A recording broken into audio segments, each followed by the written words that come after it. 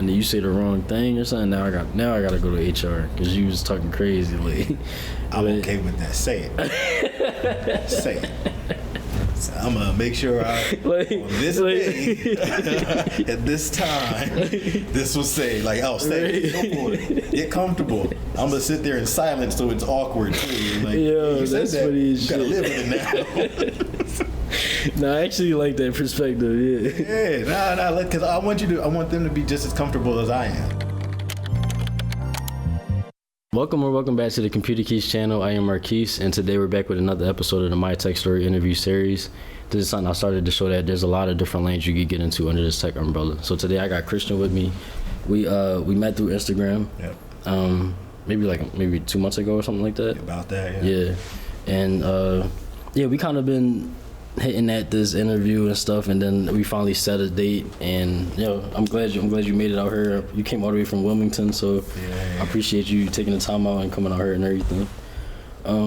So starting out, we're just gonna get to know a little bit about you. So you don't gotta remember everything. I'll keep you on track. But your name, age, location, hometown, race or ethnicity, some fun facts about you, and then some interests outside of tech or outside of what you do. Christian Noel, I'm 35. I'm a Black American. How that goes. I'm in the same boat. So, what were the other ones? Hometown. Location, hometown. So I live in Wilmington, Delaware now. I was in Middletown. I've lived a bunch of places though. Okay. I grew up in Franklin Township, New Jersey. So it's right outside New Brunswick, New Jersey. Okay. Yeah. And some fun facts and then interests outside of tech. Fun facts. I collect a bunch of music, so that's vinyl or vinyl. But I mean, my digital music collection is pretty extensive too. But for the most part, I collect a bunch of music. Travel a bunch. I try and do that as much as possible, if anything. But other than that, I try to keep a low profile. I really do all my active stuff while I'm on the go traveling. Not for work so much, mostly for leisure. But gotcha. Yeah, we're gonna get into why you travel for work and everything. So what are some interest? I guess that would count as interest, like traveling and. I mean, everybody likes to eat, and I check out the breweries. I check out. We go up to Vermont sometimes to do some not skiing. I do snowmobiling, but we do winter sports. I ride bikes. I got an e-bike, so I've been doing that in Delaware for the most part. Yeah. Like electric bike, right? Mm-hmm. Got you. Yeah. No, definitely we at that age. I mean, I just hit 30, where you gotta stay active. You gotta, if you don't, you know what I'm saying? Man. It catch up to you real quick. Absolutely. You know what I'm saying? But that's cool. Snow. I've done skiing. That's probably the only snow sport I've done so far. I've never been skiing. Never been snowboarding. Yeah. I've been up to the lodge. I've been up to the resorts and everything. I haven't actually done the activity myself. Gotcha. Yeah. No, you said the snowmobile, right? Snowmobile. Yeah. That sound a little bit fun.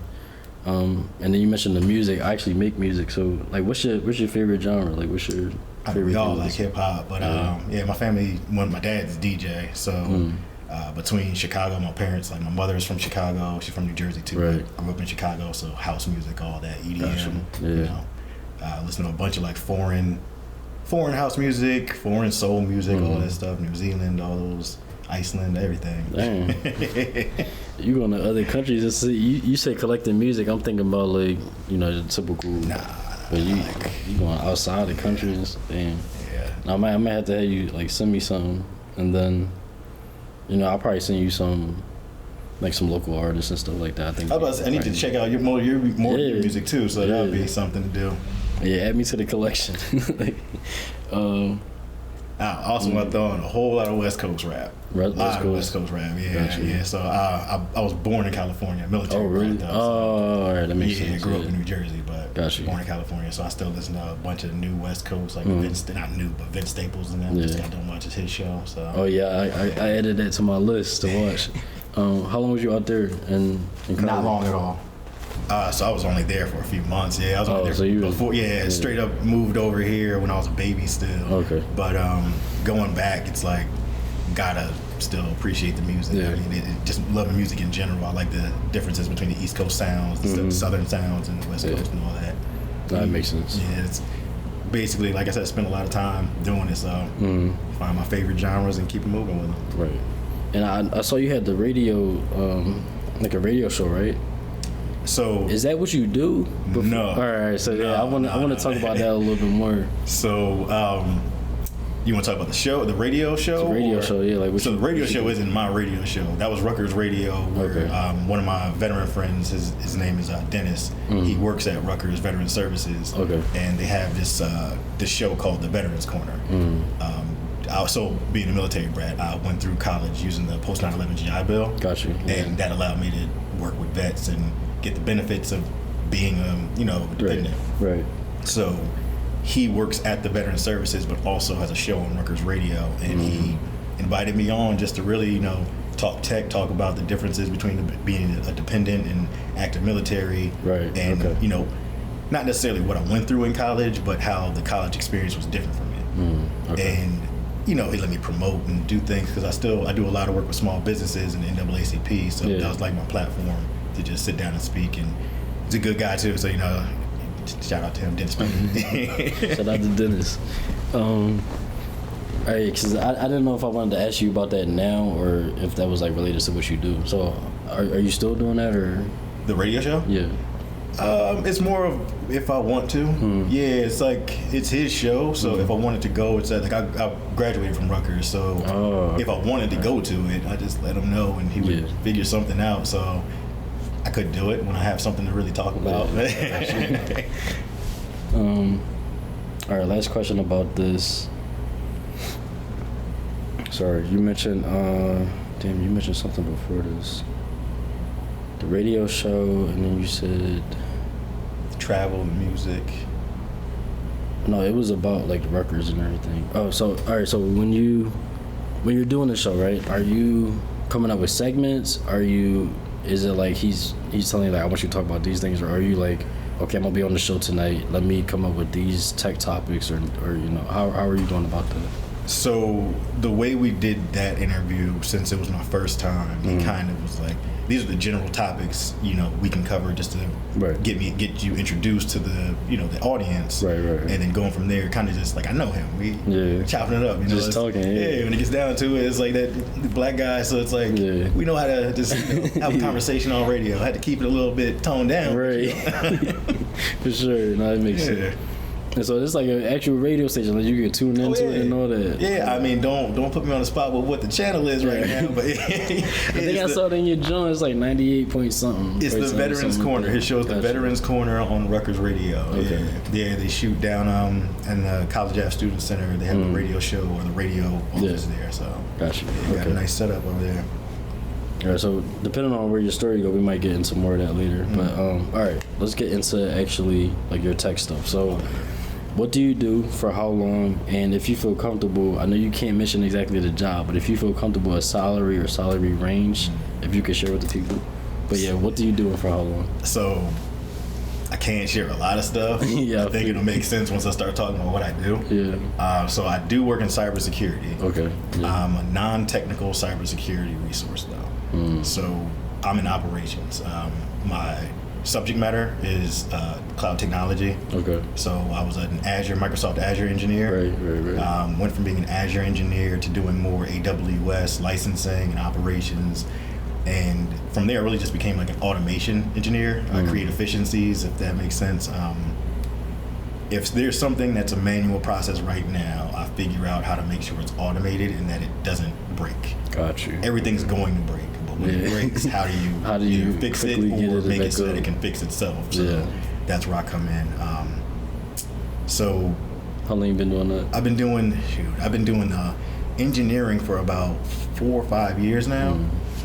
I've been in cloud only about 5 or 6 years. It kind of, the trajectory of my career like took off because of what I was doing at my previous employer. Okay. So I used to work for a reseller where that's where I got into Microsoft, like contracting, more administrative stuff. And then I saw there was an opening to work on the cloud team. There was a brand new team. They were like, hey, we don't know who fits well in this role, but I was like, throw my name in the hat. Like, I don't care what it is, I'll figure it out. They gave me an opportunity and I took it and ran realistically. So this is before your current job, right? This is before my current job. That was in New Jersey too. You said a reseller. Was it anything specific or? They just resell software. So resell tech software, like hardware, software, all of that. So it's really just that they're the middleman between the ISV, the service vendor, independent service vendor, and the client.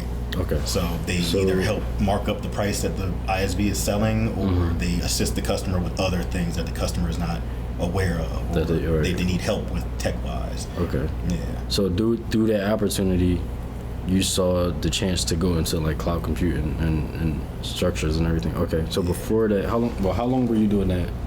Before I get into what you were doing before that. So I guess I'll take a step back. So after high school, it took like a 3-year break. Okay. My mother got stationed in Fort Knox, so she was gone for a little bit, and I was just like, figuring things out at the time. I was always good with computers, but I didn't have the go for college at the time. It's like it's still in party mode. Yeah, so it's like I got my college experience without going to college, and then I ended up going to college and staying on a party at. But that 3-year break, I got myself involved with a little bit of projects from the other college students that I did know. Some people that were in tech and some people that were just in college and were doing things that was tech involved. Yeah. So my mentor, he kind of introduced me to what like web design was and building your own digital portfolio and things like that. Damn. And then when you realize like, oh, you know the language, or like you know how to talk tech, I'm like, yeah, I'm not a newbie to this. Like, I work on computers. I know that stuff from Kazaa back in the day and all the P2P software and things, services. So it was like going from not being in college and just understanding what college students are doing and what it takes to excel in college to going to college myself and having the opportunity to really sit down. The vet services helped me a lot. Like they gave us a place to actually sit down and study. It used to be open 24/7, so we'd be in there knocking out papers 2 a.m. You got some friends and stuff hanging out. We're just hanging out still, But I'd say that 4 years in college, it was like 21 to 25 or so. Right. I just did everything I could. I double majored, so I did a second major in labor and employment relations. Okay. So I knew how to do negotiations and things, and that was the main reason for doing it. Tech is good and all, but if you don't know how to negotiate your salary, they're gonna give you what you don't. I mean, they're gonna give you what they want to give you. But so then from there, after I graduated, I was going down to DC. I got a job offer on my way to graduation, actually. To work for a government agency, an intelligence agency. Just not so that. This was 25, right? 25-ish. I think I had just turned 26 that year. Just turned 26. My birthday's in January, so graduated that in May when I was 26. Right. I moved down to Virginia, Alexandria, for the government job, and they didn't tell me about the security clearance process beforehand, and how long it could potentially take, and that there was like an 1,800 person backlog at the time. Damn. And I was just like, hey, things have to happen. Things got to move. Yeah. So between my family, like my brother, my cousins, everybody being up here, I was always bouncing back up to New Jersey. After a while, I was just like, all right, I got a job offer at the reseller, so let me just go do that. All right. So you've been doing this for 5 years. That would put you around 30. And then how long were you doing a reseller? So the reseller, I quit after 4 years, like 4.5 years. Yeah, I think I was just at my 5-year mark. So it sounded like you were, during the process of waiting for like the clearances and stuff like that, you decided to just come. Yeah, middle of it. Yeah, absolutely. I was like, got a guaranteed job right here, like in a place I'm familiar with too. Like Virginia was nice and all, but it was more expensive than where I was in New Jersey, and I didn't know. Way more expensive. Alexandria, yeah. I was working in Fairfax. I was living in Oxon Hill. And I couldn't afford to live in Alexandria, so that's how I know. I lived in Alexandria, and I lived in Franconia near Springfield Mall area. Okay, all that time. I was there for about a year and a half, 2 years, something like that. But yeah, then my main goal basically, once I got to the reseller, was to figure out how to get remote work. Period. Didn't care what it was going to take. It's like get remote work, because that's the best way to continue traveling, one. That's true. But to have the flexibility to really do whatever else I wanted to do. Yeah, that's true. So, all right, something you said I wanted to double back on. You took that 3-year gap. Some people take that gap and they just, you know what I'm saying, they partying, traveling, doing that type of stuff. You was taking that time to pretty much go to preschool. I'll look at it like this. Like you weren't in college yet, but you were doing college stuff during that time. Was that something your parents told you, like, all right, if you're going to take these gap years, you got to do this? Or was that something along the lines of you knew what you wanted to do, but you weren't ready to go into that yet, so you got like a kind of pre-practice type of thing? Like what was the decision for that? I know college wasn't the only way to become successful or whatever people call successful. Right. Just because I wasn't in college didn't mean I wasn't working. Didn't have a plan to do something. That's very true. The business route, that came way later. I didn't start my business till I was 33. But no, I wouldn't even say anybody really pushed me. It's just like, you know, I'm going to do something. I'm not going to just sit around and be stagnant. That's never been me. I've been working since I was like 12, whether it was some odd job, breaking leads or whatever, but you know, fixing computers on the side, whatever it is, I've been working, so I was going to do that. Nobody really pushed me, I'd say, but I definitely had the support once I mentioned that I wanted to go. It was like, let's make this happen. Were both of your parents in the military? So 30 plus years on. Now I gotta ask this: what was their reaction? You saying, "Okay, I'm not going to school right away." Before you even decided that you were going to go, what was their reaction? You gotta go to the military. You gotta do something. Like, what was your parents' reaction? We weren't raised like that. It's like military. One, I was going to do the military life. That was a thing. I mean, you know how it was in the last 20 years with what was going on in the world and everything. So, that was an opportunity to do it.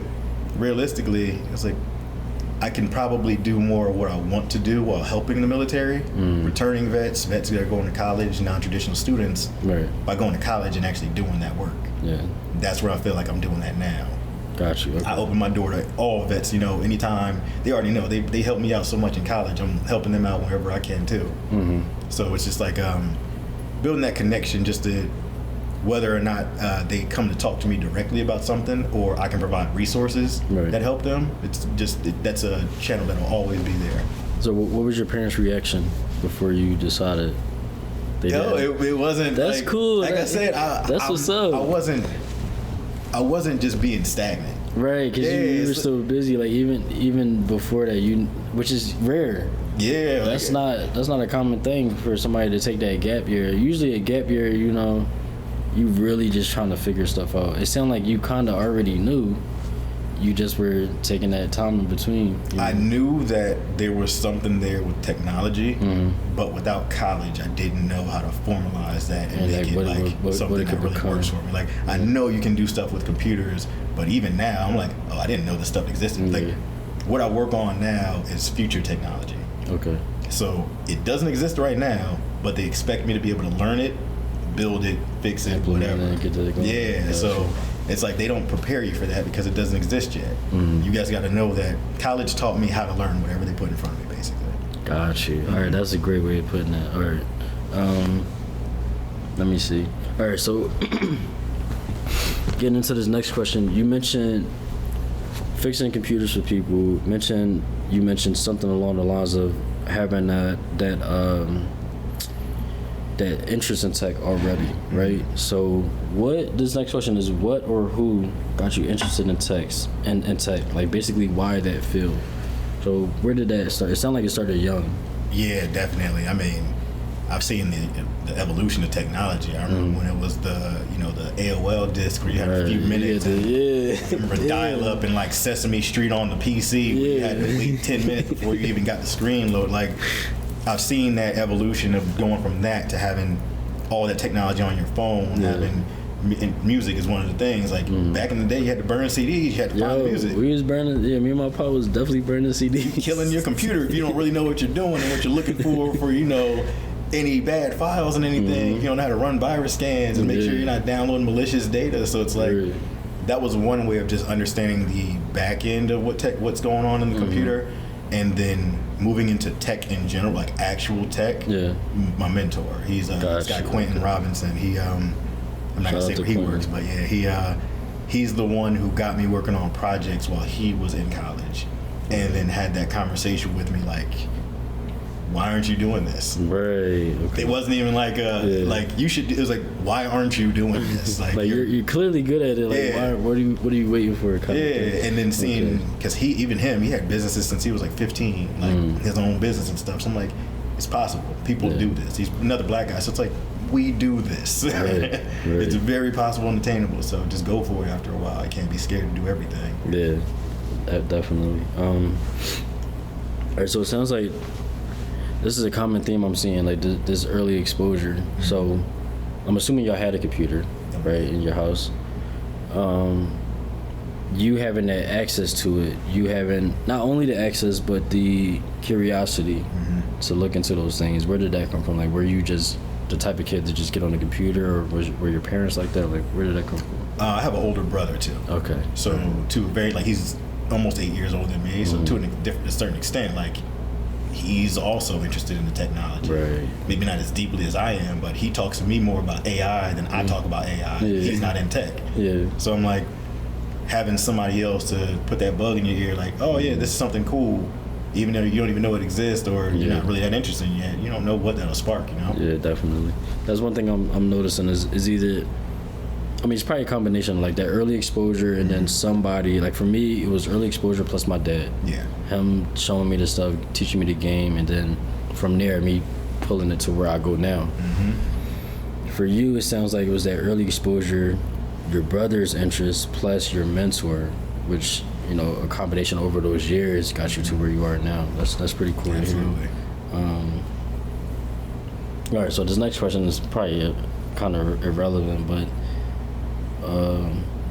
it's basically, was it your original plan? It sounds like something along those lines was, but during that gap, was there anything else you were thinking about, or was it? What was the original plan?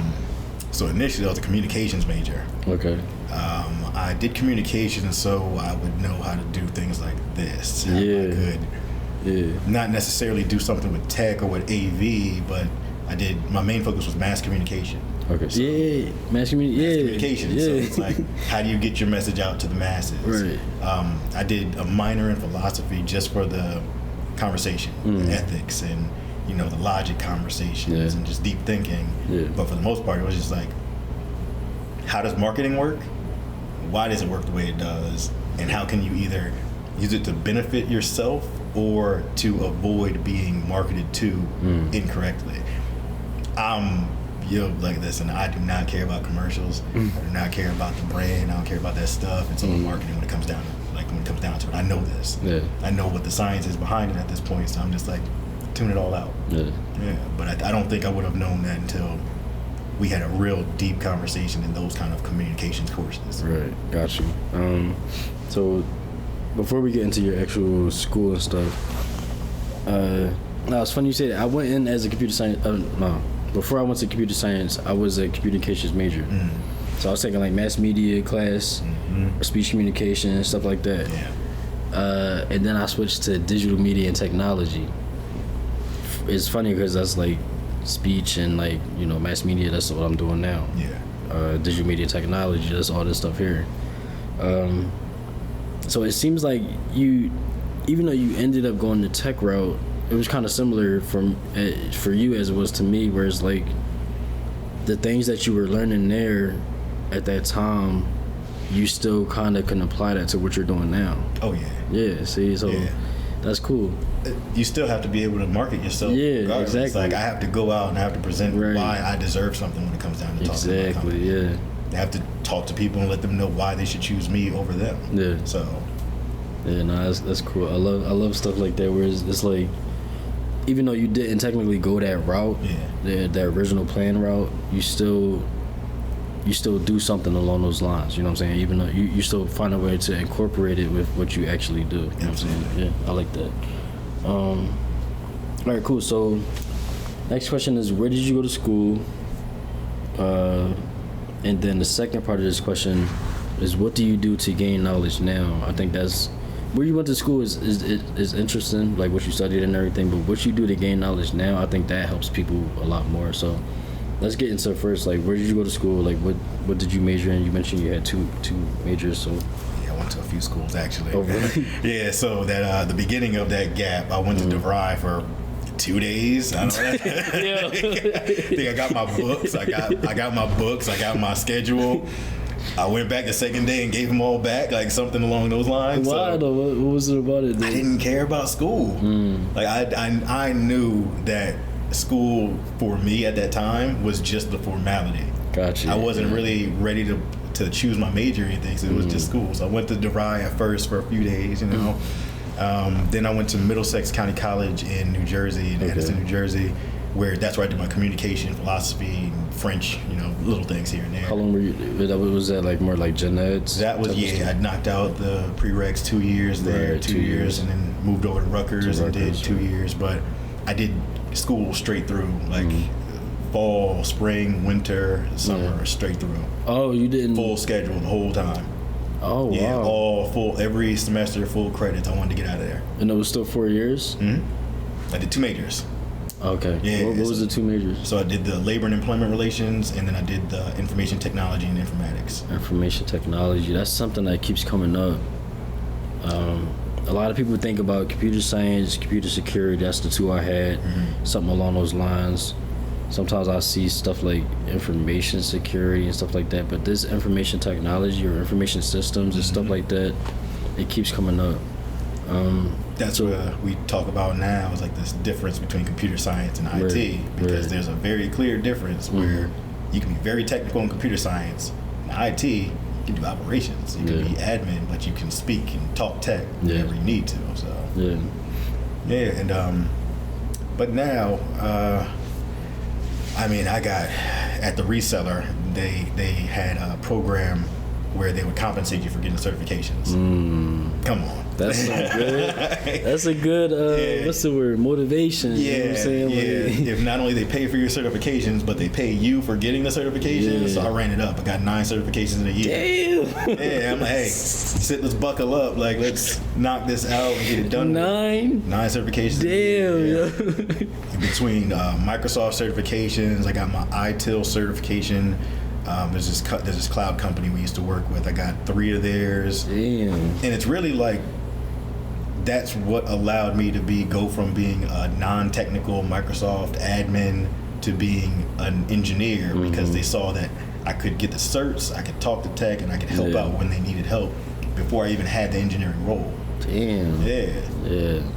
So it wasn't even just, I love stuff like that. It's not like you just got the opportunity and you're like, yo, I'm a coast. You like, what? Y'all paying me for these joints? Y'all paying me to take them? Ain't paying me when I get them. Say no more. Like 9, that might be the most certs I've heard anybody has. Even in that, once I got the certs, I trained people at the company to also get that cert. Made it a requirement that we get the certs to be on the team, and they were like, "That's smart." You know, we got everybody certified. They're flying me out to train people down in Austin, things like that. And I'm like, it looks better on me. Like I actually like doing it, and some of the people I still work with. So why wouldn't I help out? 1, help out, but 2, it makes me more of an expert, knowing that I can teach other people. Exactly. That's the most important part, is that you don't really know you know something until you can explain it to somebody. You know what I'm saying? Like that alone shows you, like, okay, I fully understand this. I think I've been. The people I've worked with, I probably only worked with 2 other people who have had like similar tech degrees. Everybody else has been like from sales, from teachers, and things of that nature. But direct tech, and they went to college for it, maybe 2 people. Yeah, that's cool. So nowadays, are you still getting certs? Are you on YouTube, or like what are you doing to learn stuff now? So it's a little bit of both. So I need to get my company certifications, because I'm not a cybersecurity expert in the least bit. I'm an operations expert. I want to get their certification just so I know the product, just to know it. But that's on the roadmap, I'd say. My day job is me literally just learning every day. Right. Like I said, the technology doesn't exist, or exists, but it's in such an infancy that we have to make sure we tell the companies we work with, like, you need to implement this, you need to change that, and make their product better. But they rely on us to tell them, hey, this is what we need. This is how we break it. You know? That's pretty cool. Yeah, but I'd say even learning new things, like I still need to do a deep dive in AI. That's one thing I want to do personally, is do a very deep dive in AI. There's free resources everywhere. Get on YouTube, get on these Google. ChatGPT. Ask them. Have it tell you about itself. Yeah, summarize what you're doing, how it works. Like, it's more of a time commitment now that I'm running into, because I do so much outside of my day job that studying for a certification that doesn't really benefit my day job or my personal business. It's like, all right, let's buckle up 1 month when I'm trying not to travel or do anything else for myself, you know? Yeah, that makes sense. All right, so something you said I wanted to go back to. Yeah, you mentioned the two majors. When you got those two, did you have a plan in mind already, or were you just like what went into the decision to get those, those two majors? So the school I went to had like a program with Rutgers where they would transfer most, if not all, of your credits from a certain major to another particular major. Right. Communications is actually the same school at Rutgers as IT. It's School of Communications and Information. Oh, it is? Oh. So the credits that I got from being in my community college would transfer directly, but only if I went directly to the School of Management and Labor Relations first. So I had to choose that major first, transfer over to that school, and then double major second in IT. Major. Right. So in order to maximize the credits they pulled over, which they took all of them for me, I had to do it that way and just say, I'm going here for IT, but I have to do it in a workaround way. Damn, that's smart. So I guess first question is why Rutgers? Second question is at what point did you know that you weren't going to use the communications as much as you were going to go into tech in general? So why Rutgers, and then why, at what point did you decide tech is the way I'm going to go? Let's see. So tech has always been the way to go, I'd say. It's always been like, I wanted to work with computers, I just didn't know to what extent or what options were really there. Computers can be help desk, it could be service desk, engineering, whatever, hardware, software, cloud, all that. Rutgers in particular, because I was going to go to UCLA. Then I realized if I go to UCLA, all the benefits that I get going to Rutgers, spend all that money going to school. Just probably 1 year, shit. Gone. Yeah. So having Rutgers 5 minutes away from where I grew up, where I lived, where I'm comfortable, and knowing that I'm going there for school, not to party or nothing like that, just get it out the way. Like I said, buckle up, get it over with. There's no reason, no excuses, really. I feel like for you also, most people I talk to, they went into school at 18. I was 18 when I went into school. That first semester, I was losing my mind. I was staying up all night, skipping my 8 a.m. I ended that first semester with like a 2.0.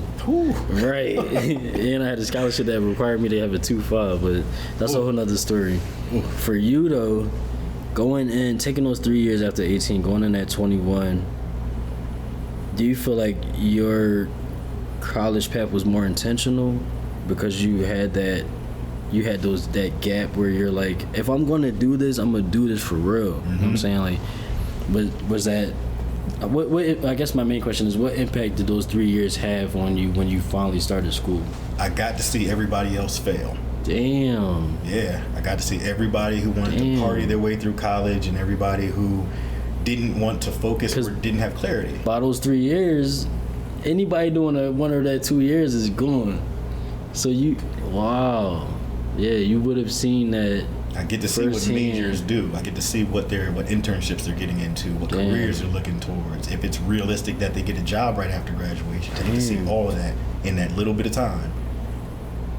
And catch up, because once I graduated, it wasn't really any real delay in my career. Like my career was fast tracked because of how I did. Because you did. Yeah. And even by the time you graduated, you had some experience because of the stuff you were doing during that gap time.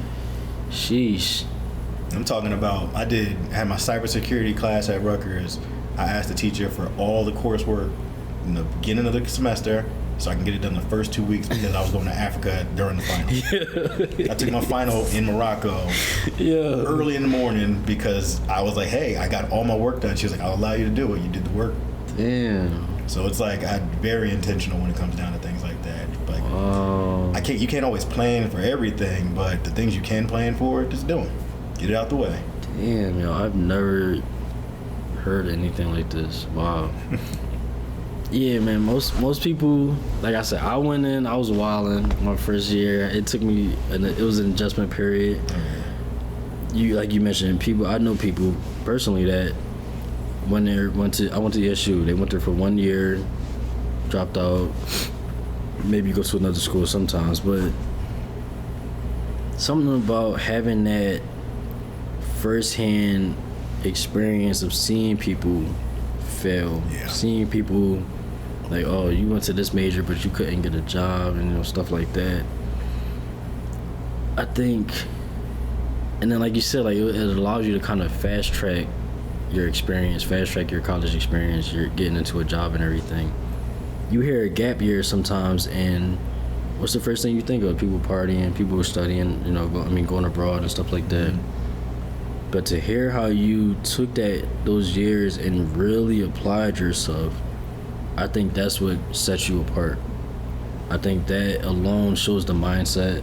It shows the kind of like that hunger. Even though you weren't in school, you were learning probably more than people in school.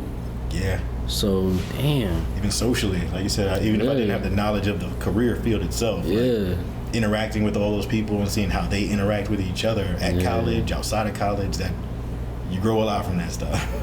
Damn, that's cool. I can't lie. Like, if somebody's going to do I guess talking to y'all, if anybody's going to do a gap year, I would say that's the way to go about it.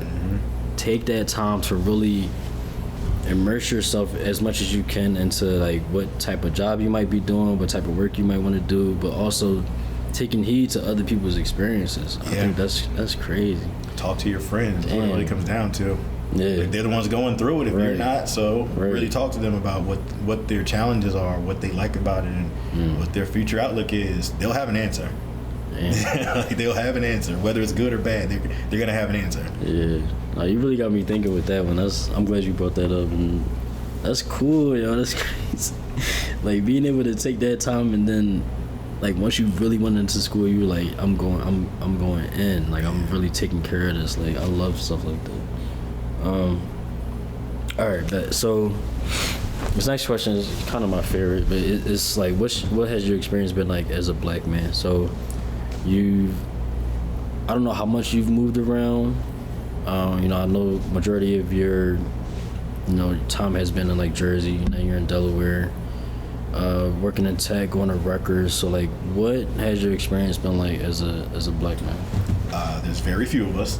Yeah. Very few of us. So the ones we do bump into, I like to keep in touch with. I like to make sure that whatever we can help out each other out with, that we do it.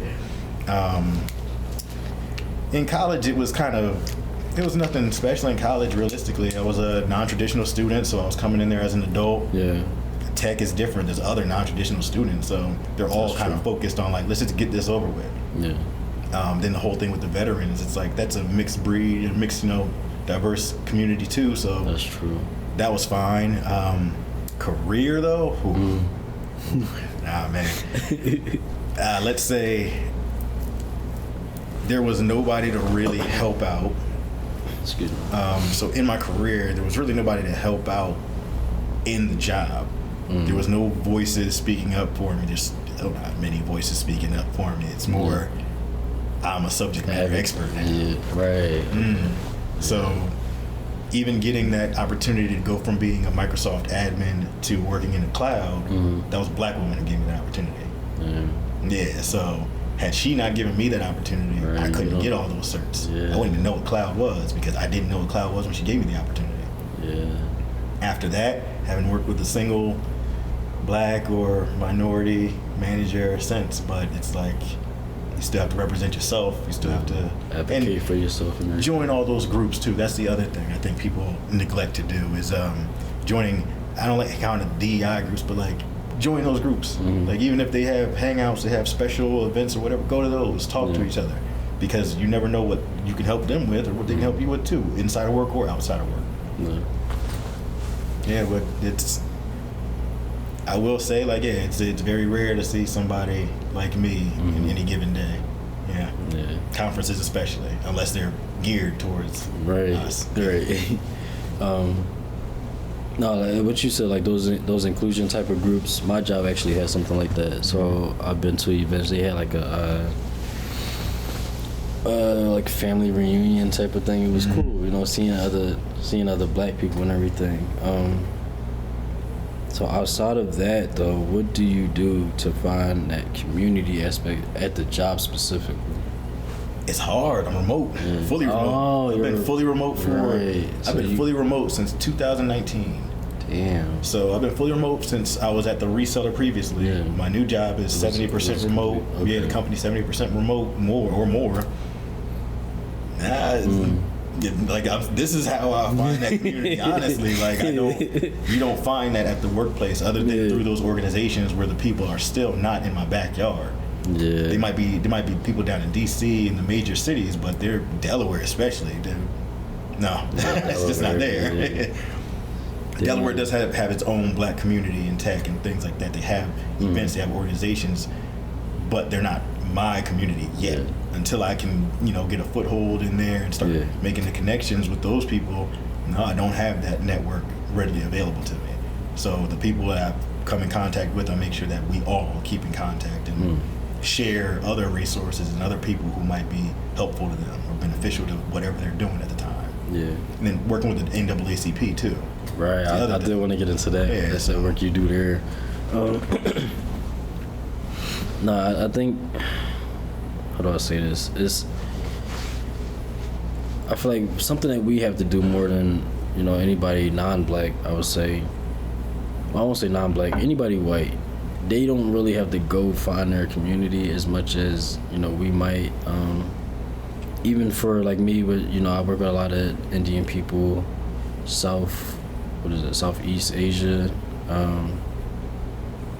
where it's like they still have their community there because there's so many of them.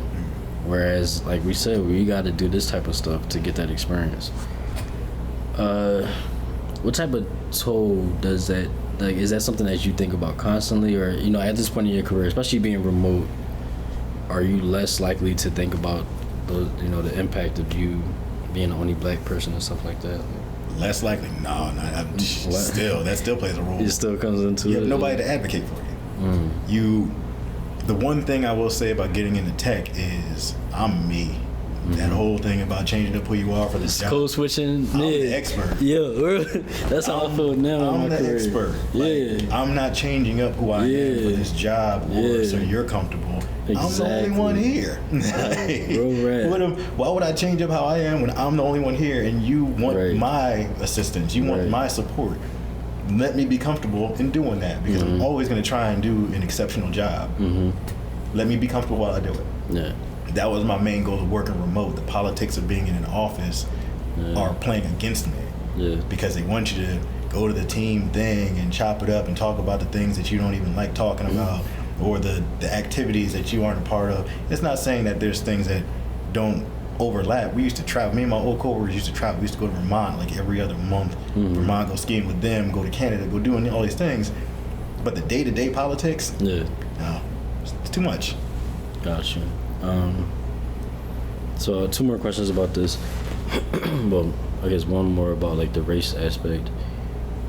Whether it's this job or your previous job, do you feel any pressure, I guess, for lack of a better word, to be that, I don't want to say token, but to be the representative kind of thing? Like, whereas, like, if you are the only black person or one of, let's say, 3, I've had people tell me that they feel like they gotta kind of act a certain way or, make sure that they're always the best at what they're doing, kind of stuff like that. So, like, do you feel that in any way, like being the only person? I wouldn't say just because of race, no. I think just in the field in general, just knowing the industry. Yeah. If you're not the best, then you're kind of expendable. Yeah, that's a good way of putting it. So if you're kind of expendable and you also don't really play along with the culture, very expendable. So I wouldn't say it's anything having to do with the companies or anybody like saying, oh, you better do well or X, Y, and Z. It's more, in order for me to be me and not be concerned about any day-to-day issue, it's got to do good, do my job well, and that's something that I personally take pride in. So I'm not really too concerned about what they want. I was going to do it anyway. No, I think that's important to say. Like you mentioned, like not changing yourself to make people more comfortable with you, with your presence and stuff. And I'm huge on that right now. I think early in my career, I was more so code switching, you know, like making sure I'm portraying myself a certain way, making sure I'm presenting myself a certain way. Now, if I want to sit at my desk and put my hood on and code, you gotta do it. I'm getting my job done. That's at the end of the day, that's all that matters. Yeah. So I love hearing you say that. I love hearing that, you know, that confidence in I know what I'm doing. At the end of the day, that's all that matters. I'm the expert on this thing. It don't matter what I look like, what my skin color look like. None of that matters. As long as I know what I'm talking about. They send you out to train people and stuff like that. Like, I think all of that is way more important. To an extent, being remote, being over Zoom, sometimes they wouldn't even know until they start hearing you talk. Yeah. Then they can assume, but they still don't really know. But a lot of that gets erased until you're in person. And now they have to, you know, deal with it, I guess, is one way to say it. Yeah, one thing I was kind of big on, even now, is like on Teams. Let me make sure I put a picture up. It's just like certain little stuff I try to avoid because I don't want you getting too comfortable thinking I'm a certain way, thinking I'm a certain race, and then you say the wrong thing or something. Now I gotta go to HR because you was talking crazy. Like, I'm okay with that. Say it. Say it. So I'm gonna make sure on this day at this time this will say say it. Go for it. Get comfortable. I'm gonna sit there in silence so it's awkward too. Like, yo, that's funny as shit. You gotta live with it now. No, I actually like that perspective. Yeah, because I want them to be just as comfortable as I am. Because I know they're not. Because they know that there's something they shouldn't say if they know. So the pictures, I just started doing it, honestly. Gotcha. Just started putting pictures, like within the last few months, started putting pictures about that stuff. Nah, it's funny. All right, so my last question about this, since you mentioned the remote work, this is something I've been asking people more, I guess, recently, but do you miss anything about the office? Do you miss that camaraderie, that, you know, social aspect of it or anything like that? Yes. Like, flat out, yes. And you've been doing it for a while now, so... Only because COVID kind of messed up a lot of things as far as being able to get out and about while remote. Yeah. That 1 or 2 years where you really couldn't hang out, just being out and about, that threw off remote work a lot. Then the things, like I told you, I used to travel with my coworkers. Some of them were actually cool. Like, some of them were friends, you know. I will say, not all your coworkers are your friends, and don't treat them like that. Definitely not. But the ones that are, I feel like, one, I left Jersey too, so our relationship is more distant. Yeah. But we don't do things like we used to do, and that's one, getting older, everybody going their separate ways. But socializing is more of a effort now. You have to go out of your way to socialize. Think about it. You work. If you really work, you're working from 8 to 4, 9 to 5, whatever. You have to have the energy to go out after work, to meet people you don't know, to build new friendships, or find out when your actual friends are available. Schedule that and hope that your schedules align. Because just like you work, they work. And if they work any different shift, it's a little bit harder. Yeah. And with me being in Delaware, most of my friends are in Jersey, down south, like North Carolina, stuff like that. Alexandria, still an effort. Even on a good day, it's still an effort. So it's like finding the energy to do all that stuff, and then also having a home. I don't want to stay away from my house too long. There's things I got to do. I just bought it. I want to get comfortable in my own home. Right. I can invite people over, but schedules don't really allow for that. That's true. Effort to socialize, or that level of socializing. So I will say that. Do I miss it? I don't miss the office part of socializing, but I miss the people that you meet in the office, which I can still go to an office. It's hard. Yeah. I realized what I missed was I realized what I didn't miss was the commute. Now that I don't have a commute, where I'm at now, my job is literally across the street. So now that I don't have a commute, I don't mind going into the office. You know? And like, it's really not that bad. It was more so, like I said, when I was working in Fairfax, Virginia, I was living in Oxon Hill. That's 30 miles one way. 30 miles there, 30 miles back. It was like that 5 days a week. Definitely took a toll on me. Even when I moved back to Philly, whether I was taking the train or, you know, before I started working remotely, it's like that commute was everything. That was like the part I hated the most.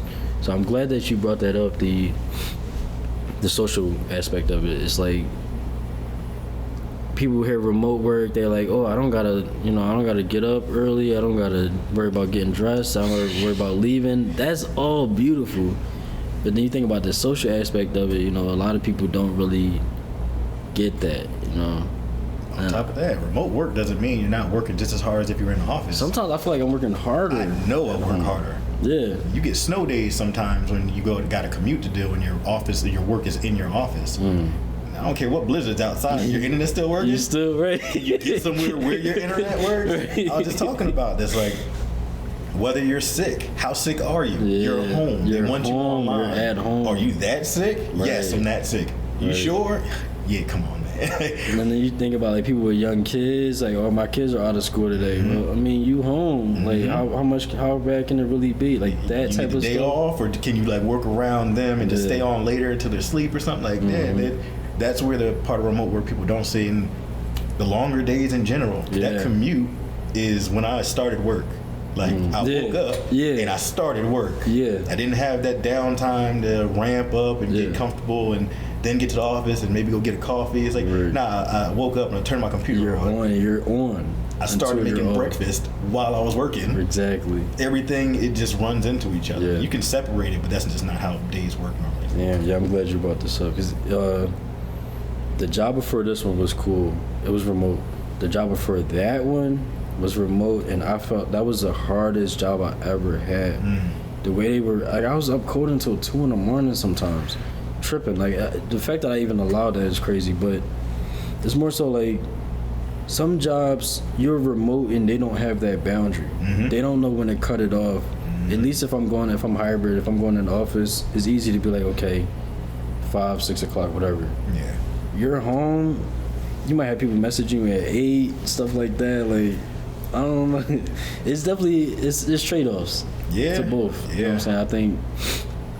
I think finding the job for you, and then, you know, whether that's remote, hybrid, whatever, I think that kind of plays more into like, you know, that work-life balance.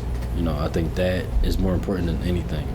So if you want to be remote, make sure it's something that they're respecting your time, respecting your boundaries, they're respecting all of that stuff. I'm glad you brought that up. Even with that, like, COVID showed, that's why I kind of left my last job. I was on call as an engineer. Yeah, being on call, y'all. Being on call during the pandemic, being an essential worker that's not actually essential. They're saying you're not on call this week, but you are.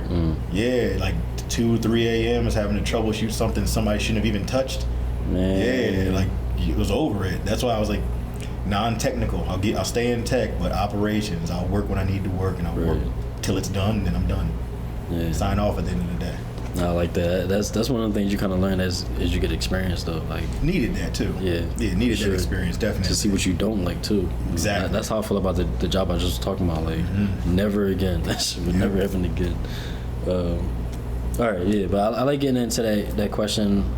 I like that they kind of mentioned the remote aspect of it, but it sounds like overall your experience as a black man it's been isolated, where, you know, you might feel a little lonely, but it hasn't been overt or blatant racism or anything like that where you that's good. Listen, like I said, I'm the same person at work as I am here. I wish there would be some like, you can go there, like I told you, at 2 p.m. on Tuesday. So like, let's do it again. Work with the NAACP. Let's go there if you want to go there. We'll make this a larger issue if we have to. So as much as I'm to myself, mind my business, it's because I want you to leave me alone. Right. Don't come over here starting problems, because my job is to help you out. Yeah. Don't make it seem like I'm not trying to help you out. Right. Because I know that's a lie off the rip. So. Yeah.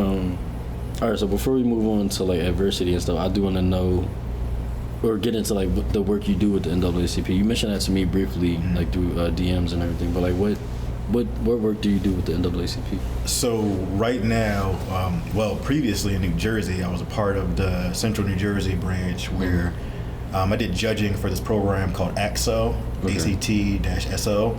A bunch of celebrities been through it, where it's competition for high school students to do whatever field they're in, but it's for them to show their talents. They're judged, but it's in like a positive way. There's the state level, then there's a national level where they get sent out to the competition and they show off, whatever they've done, any projects. I did judging for STEM, entrepreneurship, and engineering. That came from me working with a high school doing an artificial intelligence speaking engagement, artificial intelligence artwork for like 9th, 10th, and 11th grade. Yeah. Just like going there, talking to them about how it works, doing some little projects, giving them something, that comes out of artificial intelligence art. And then the NAACP invited me to come be a judge. I did that for, I think that was last year actually. Yeah, I did last year's program, realized like, oh, I like this. So then I joined the NAACP and transferred my membership from New Brunswick to Delaware. Right. Started working with them. They put me on the communications committee. So I'm more involved in the overall tech outlook on what they're going to do moving forward. Right now, I manage their domain for one of their websites. We're doing a whole revamp of their websites just because after a while, those things get outdated, and without people our age, they're never going to really catch back up.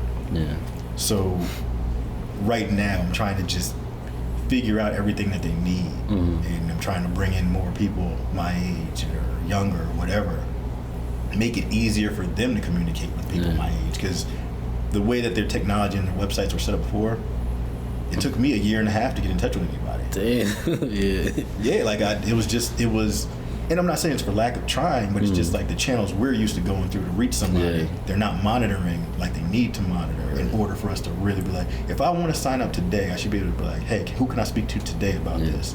And they should contact me today. You want me to join, so here I am. I'm going to be a judge again this year. The competition's in April. So probably the same thing, STEM, entrepreneurship, and engineering, and go from there. But I really want to do whatever I can in Delaware to rebuild that whole system. They don't have an AXO program in Delaware. I want to get that up and running.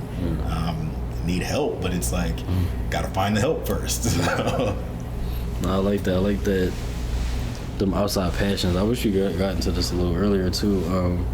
But yeah, I told you before, like, if you got anything with that, let me know. Yeah, absolutely. But, it's a good network to have too. Right, that part. I think my main question with this though is, do you get?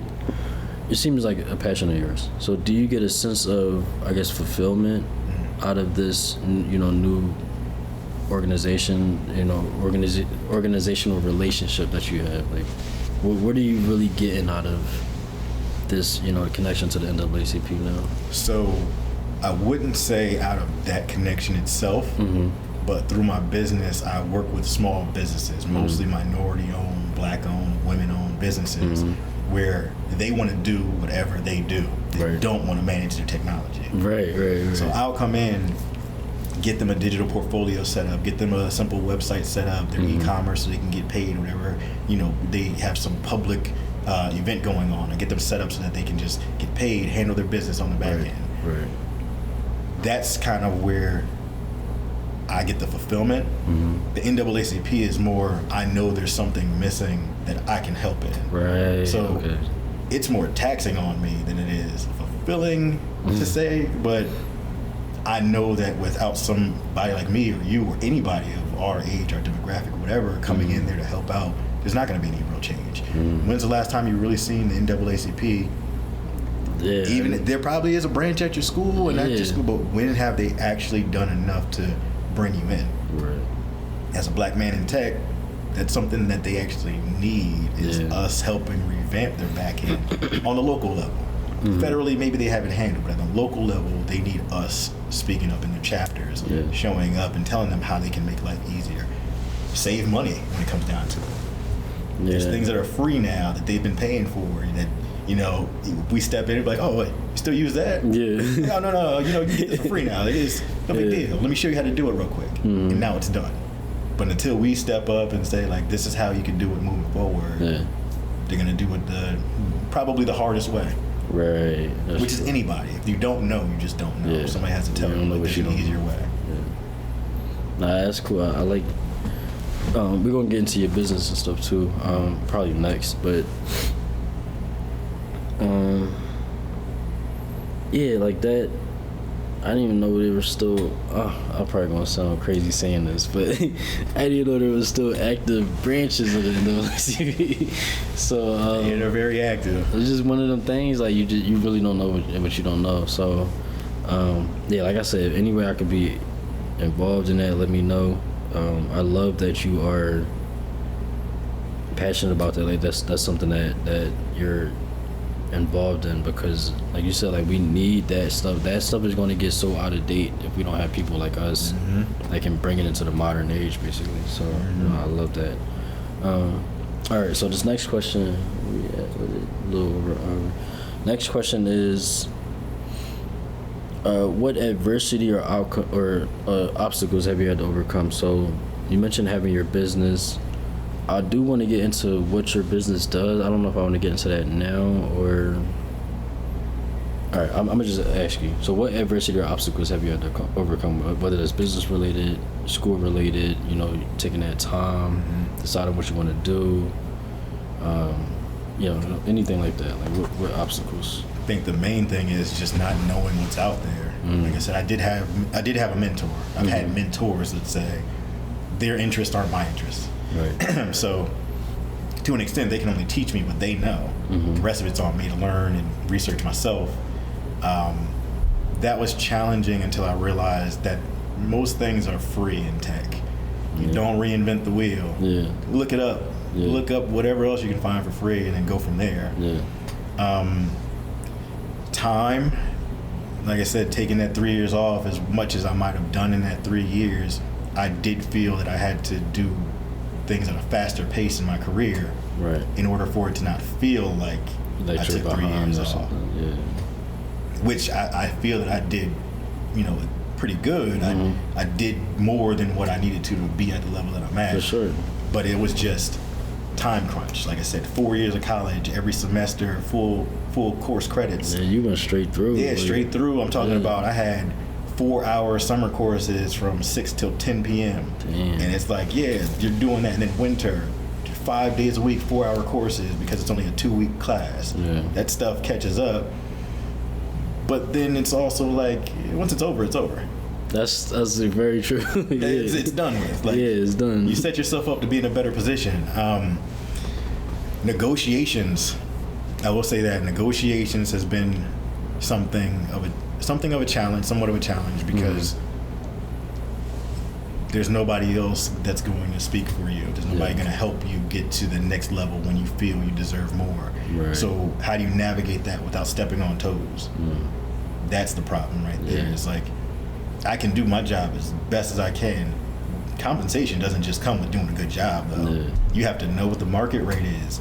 You have to know how your skill level, what your skill level is, and your experience, and how comparable it is, before you just say, I deserve more. Right. That's true. It's also, you have to show that you can do the job for a while, or have the skills to do it exceptionally well, before you really get compensated for it. That's true too. So that's very true. So as far as creating your business, do I want to ask? Oh yeah. Before we get into like where you see your journey going, what is your business? Like the name, and you know there will be time later to like really plug it, get the website and everything. But like, what's the name of your business? What do you do? And then I want to get into, you know, maybe like one entrepreneurial type of struggle that you might have had throughout this journey. But like, what's your business and what do you do? So my business is Your Tech Connect. So it's mostly a brand name. Since I do a lot of work with other organizations, they need a business to build. You need to be able to actually get paid out appropriately, speaker fees, whatever it comes down to.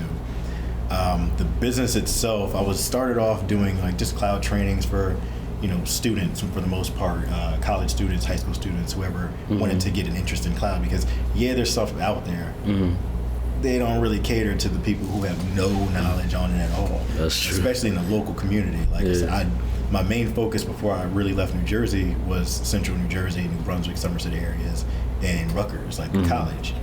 So I did a lot of that, just working with the school and getting myself involved more with my alma mater, so that I can be a resource to them. Yeah. If there's anything that they need an internship, or any of the students just need some experience before they get into their actual career in a larger organization, well, let's work on it. Yeah.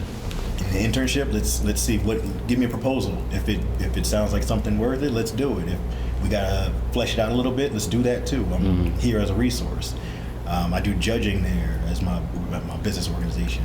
Like I said, I can't really speak much about my day job, so I have to have something I can speak to as an expert. Right. I'd mainly say I do consulting. I do tech consulting, and I do management of tech organizations. So, like one of my customers is a chef. She doesn't care about tech. Didn't care about tech at all. She want to cook. And she lets you handle it. She want to cook. Yeah. So I let her cook, and I handle everything else. I just tell her I'm fair about it. I'm just like, hey, there is cost associated with somebody doing these things for you. I can't take myself away from my day job.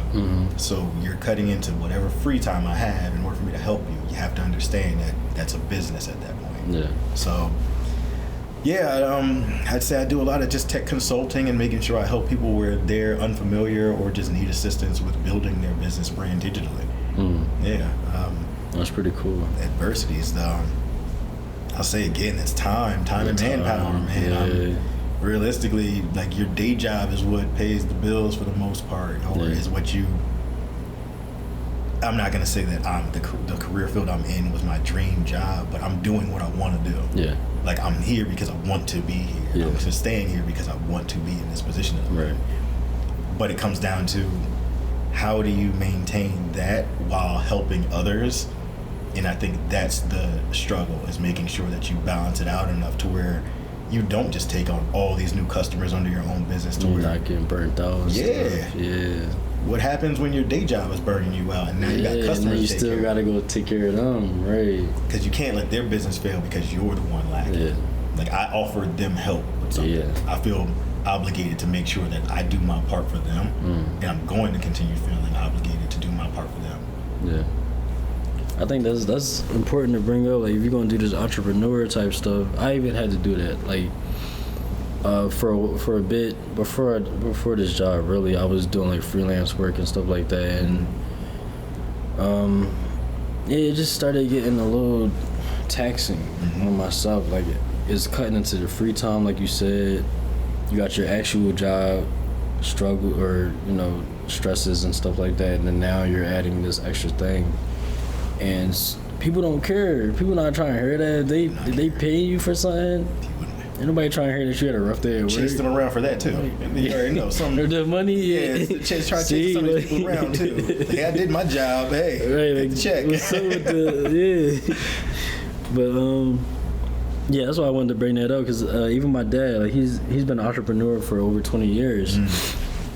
So, just getting that perspective is, people who hear entrepreneurship and they're like, oh, you make your own hours, you set your own prices and stuff. Sometimes as an entrepreneur, you're working more than you would be at like a regular 9 to 5. There's marketing and there's research that comes with all of that. Every single piece of it is on you now. Yeah, exactly. And unless you want to pay somebody and then cut into your bottom line, like, come on, like, how much of this are you willing to outsource, and at what point is it really worth it to you? Yeah. I mean, I had to get real with myself. I was looking into a personal assistant. I'm like, or what's it called, virtual assistant. I'm like, man, half of this stuff is just me being lazy. Like, I can do this. I can do this myself. Let me actually sit down and do this. Right, exactly. Like, do I really need to pay her to do this when I could, like?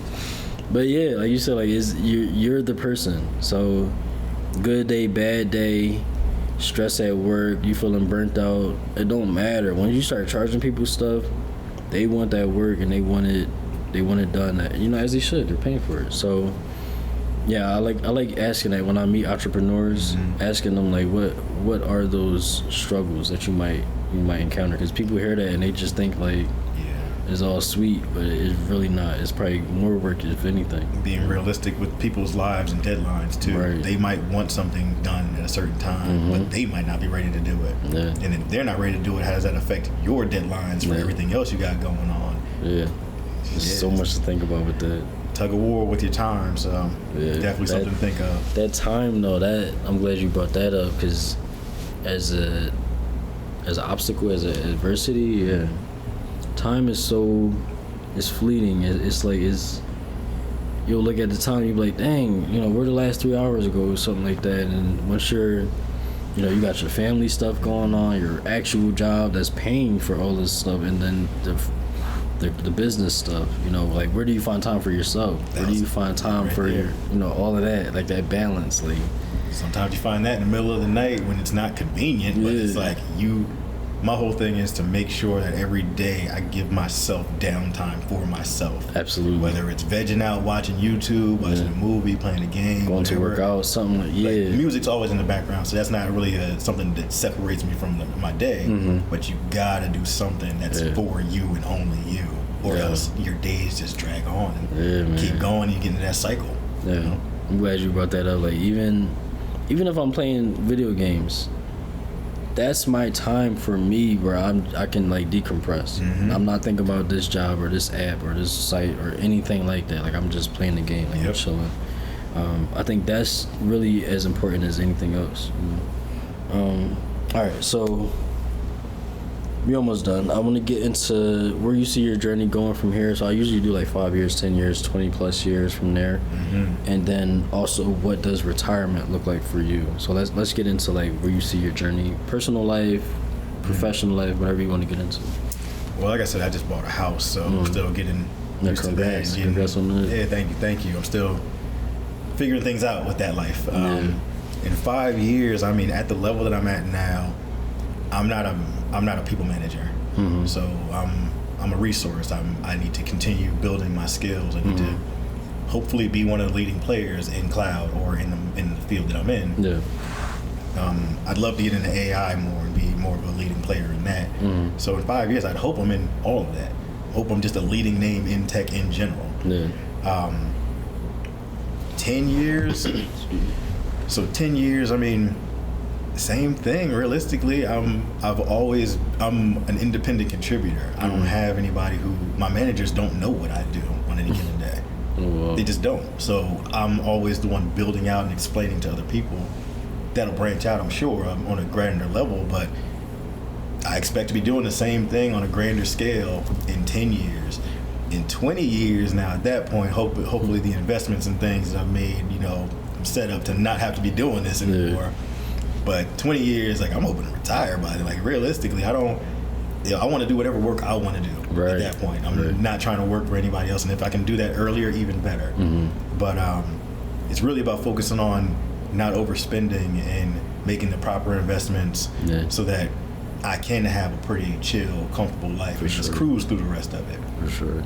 I did the hard work in college, did the hard work at the beginning of my career. This is just what I want to do now.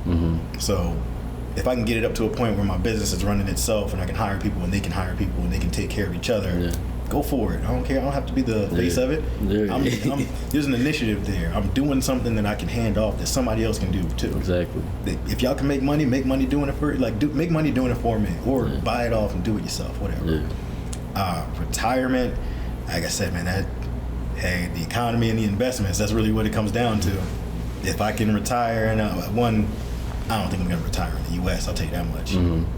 Money just doesn't go as far. You think you're leaving? Yeah, look, if I didn't have family here, I'd be gone. Remote worker, like, come on. That's true. Yeah, remote worker, like the taxes here, the properties, there's so much more out there, and there's so much more to the world. After traveling, you see that stuff. And granted, you do everything right while you're spending your core years working, you should be set up to live a better life elsewhere.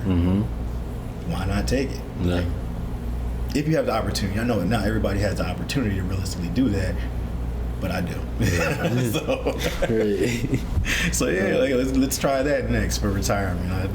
Not retire within the U.S. Live somewhere else for a bit. Now, I've had a few people mention something like that, like leaving, going out the country. Also, something I'm noticing is that people rarely, I'm not even gonna say rarely, I haven't had anybody say that their goal is to like just go to Florida or just do something like that. Just like been there. Just I'm retired. I'm all day. I'm just sitting here. I'm just doing this stuff. Like it seemed like you're going to be consulting, checking in on the business stuff. It seemed like you're going to be doing something. If I get away from it, that's fine too. Retirement doesn't have to look like always trying to keep busy. I get that. you don't want to sit on the beach, or you don't want to sit in your, like, watching your grass grow. But I'm still gonna be moving. There's cruises, there's flights to take, there's other countries to still see. Yeah, for sure. Because you're older, it might be on a different scale, but you'll be on the move still. Yeah. Check on the properties, whatever it comes down to. Hopefully there's multiple properties, investments and whatnot. So, you know, the family, take care of them, fly the kids out, fly nieces and nephews and all that stuff out. Yeah. No, that's cool. I like those, I always say this, like, obtainable goals, where, you know, something that you can actually, I can see you doing this stuff, you know, just based off this conversation and everything. I wanted to ask you about this. You mentioned that your job, the stuff you're doing, like right now, I just put it like this, is kind of theoretical. Like, it's, you know, it could be a thing. 10 years, 20 years, do you see that the stuff that you're working on now actually becoming, you know, proof of concepts, and then implementations, and then, like, you know, products for people? Like, I'm gonna deflect that and say, what I'm working on at my job is not how I'm answering this question. The technology behind it, absolutely, but it's also because the evolution of technology is bound to happen. You see what happened in AI in a year, and it's bound to happen regardless of me being there. Somebody's gonna pick it up. Somebody's gonna be there trying to push things forward. There's already an agenda in play with tech. Like, they're going to get to wherever they need to get to. It's just about how long it's gonna take and how much money they have to throw at it. Right. So yeah, everything that's anything that you can think of tech related, all those movies, all that sci-fi stuff. It might not happen in our lifetime. It's happening. Like, come on. Right. Look at the evolution of technology since we were born. Like, yeah, that's what I was saying. Like, even this AI stuff over the last, let's just call it 3 years, has been insane. Like, so, yeah, I was just curious about that, because what you know, the type of work you said you were doing. But yeah, like I said, like those goals that are like within reach. You know, I love hearing stuff like that. Yeah, absolutely. All right, so we can start wrapping up. This next part is, I've been combining these. So, what tips do you have for people that might be, I don't know, your story is interesting, so, you know, what tips do you have for somebody that might be doing their gap year or years, somebody that might be looking to get into entrepreneurship, somebody that want to get into tech but be non-technical? Like, what tips do you have for those people?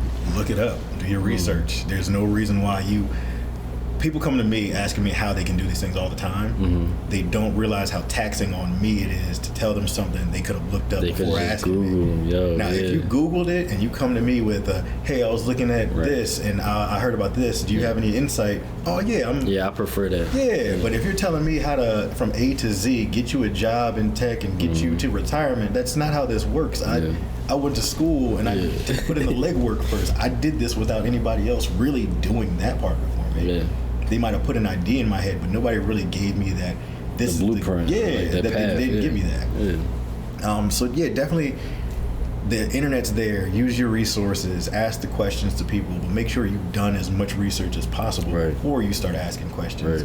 Because you have to remember that you're not the only person looking for that information from that individual. And I know there's a lot of issues with people, like, they want to say, oh, everybody's charging for information, they're gatekeeping. They're not gatekeeping, they just can't do everything for everyone while living their own life. And when it comes down to paying for information, sometimes, information shouldn't be, like, if you look it up yourself, you know it's free. If you're asking somebody to take time out of their day to get you a job, well, money is how they separate how important it is to you. And to an extent, the free stuff that I give out is to the people who wouldn't know any better otherwise. I like going and talking to students because they might not know yet. They haven't even gotten to that point. But if I tell them early enough, spark their interest in it, now they'll find out in the future, oh, I remember hearing about this. Let me look into it myself. But they're not saying, like, hey, I need a job. Give me a job. No, I relate to that. Doing this channel and stuff, I've had people reach out, which I love. I love when y'all reach out. It's just a matter of, like you said, like, how much legwork, how much research have you done prior to this? Are you coming to me, like, I've had people come, like, well, what do you think about this boot camp, or, you know, I'm thinking about doing this thing and stuff like that. I love. But if you come to me on some, how do I get into tech? It's like, bro, this is the broad, like, one of the broadest fields you could get into. Like, I can't tell you. I said, what do you like? Yeah. Like, I can't tell you what exactly. you like. So me working backwards, that's more effort on me to help you figure, like, do a little bit first. Like, do you like coding? Do you want to do security? Are you trying to go non-technical? Like, what are you trying to do? Are you in it for the money, or are you in it for a career that's long-lasting? Like, which one is it? Because those are totally different things. Yeah. I like that, because that's something that, tech or non-tech, anything, I feel like anything you're doing, you need to be doing the proper research. You need to be applying yourself and like making sure you're taking that, putting in that extra effort, taking the initiative to see where you can go with this thing. Like, okay, you know, I'm thinking about tech in general.